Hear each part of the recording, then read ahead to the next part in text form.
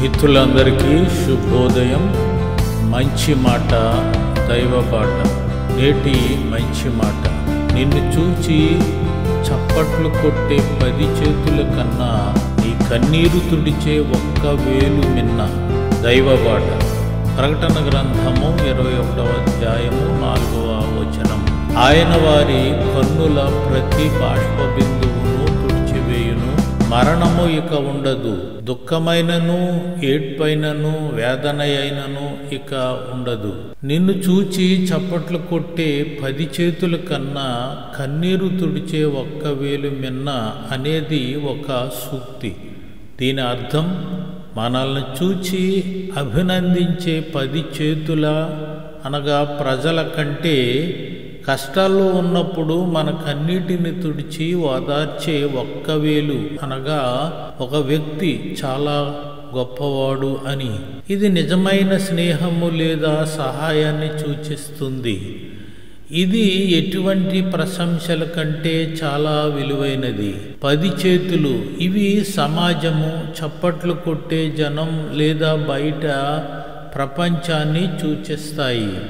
ఇది ఇతరుల ప్రశంసలు, అభినందనలు లేదా సామాజిక గుర్తింపును తెలియచేస్తుంది. 1 వేలు ఇది ఒక వ్యక్తి యొక్క నిజమైన ప్రేమ, మద్దతు లేదా ఓదార్పును సూచిస్తుంది.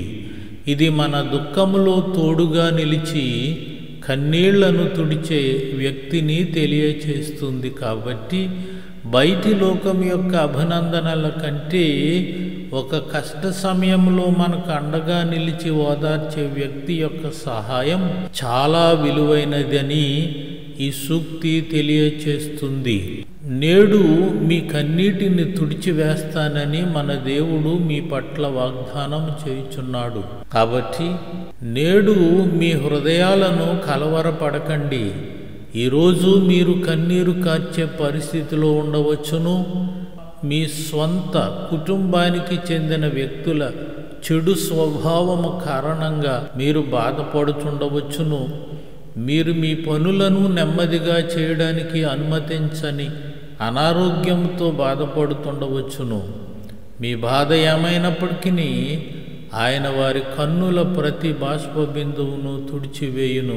మరణమిక ఉండదు, దుఃఖమైనను ఏడ్పైనను వేదనైనను ఇక ఉండదు. ప్రకటన గ్రంథం 21వ అధ్యాయం 4వ వచనం. సమూయేలు మొదటి గ్రంథము 1:10లో బహు దుఃఖాక్రాంతురాలై వచ్చి యెహోవా సన్నిధిని ప్రార్థన చేయుచు బహుగా ఏడ్చుచు అన్న కన్నీటిని తుడిచి సమూయేలును బహుమానముగా ఇచ్చిన దేవుడు నీకును నీ కన్నీటిని తుడుస్తాడు.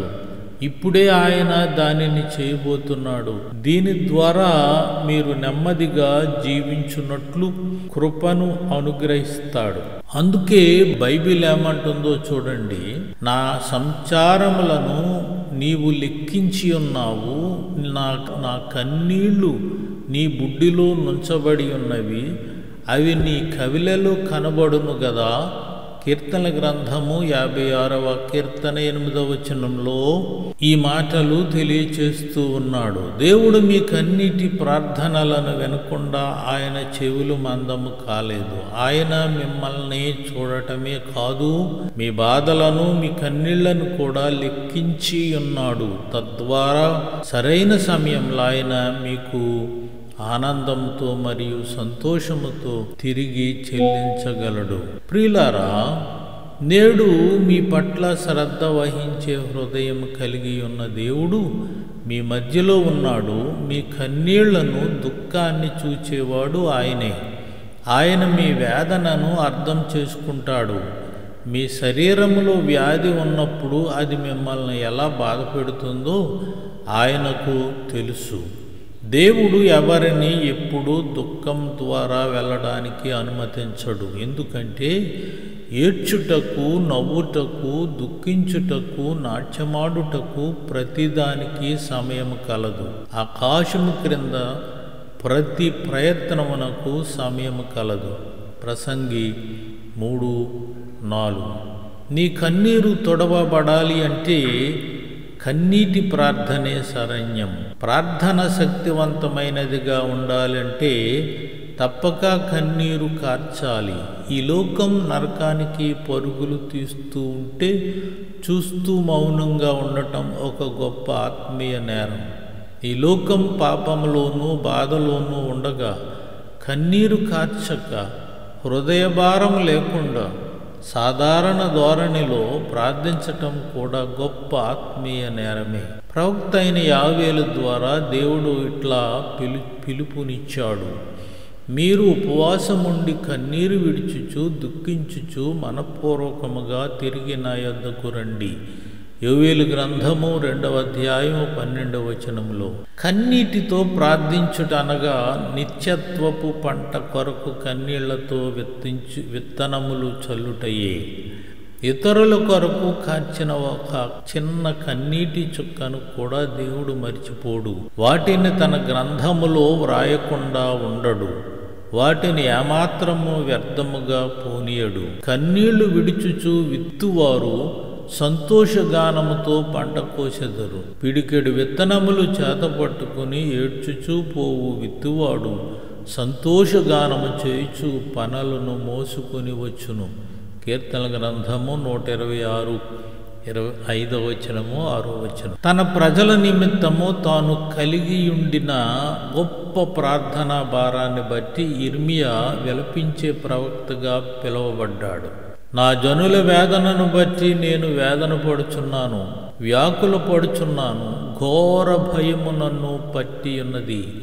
నా జనులలో హతమైన వాటిని గూర్చి నేను దివారాత్రము కన్నీరు విడుచున్నట్లు నా తల జలమయము గాను నా కన్ను కన్నీళ్ల ఓటగాను ఉండునుగాక.